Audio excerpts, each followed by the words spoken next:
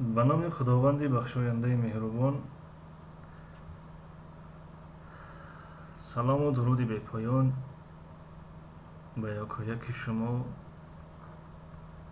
همدیاران ارجمند، زبان آموزان گرامی. درس 16 است از سلسله درس های ترکی برای نوآموزان. الف بای زبان ترکی حرف ل، لاله، لاله، لاله. لاله همون لاله که ما تاجیکان استفاده میگوییم. لاله، لاله. لیسته،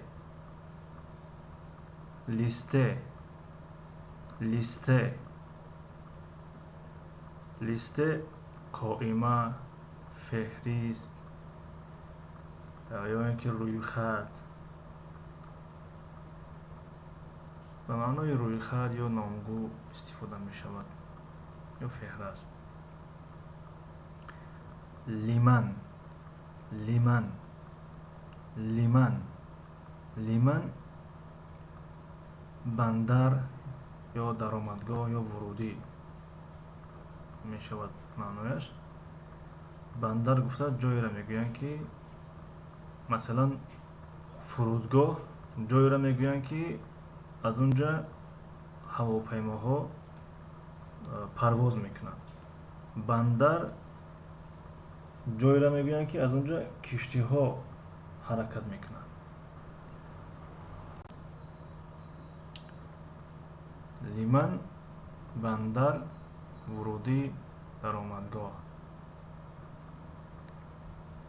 یا برای فهم‌تر شدن بعضی از زبان آموزان، فرودگاهی، فرودگاه گفته نمیشه، یعنی فرودگاه جایی را میگویند که فرود میآید یک هواپیما یک تکنیکا. لیکن میتونیم بگیم که وокзал یا اینکه ایستگاه، وокзал یا ایستگاهی کشتی ها.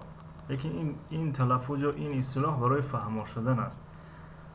لیکن لیمن ترجمه دارد. ترجمهش بندر، ورودی، درآمدگاه می شود به زبان فارسی و تاجیکی.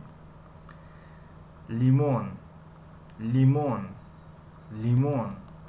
لیمون همون لیمونه که ما تاجیکو لیمون میگوییم، در زبان ترکی نیست، لیمون میگویم.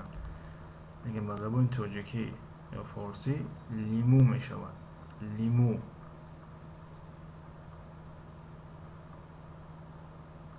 خب این بود درس 16. تا درس نوبتی، خداحافظ.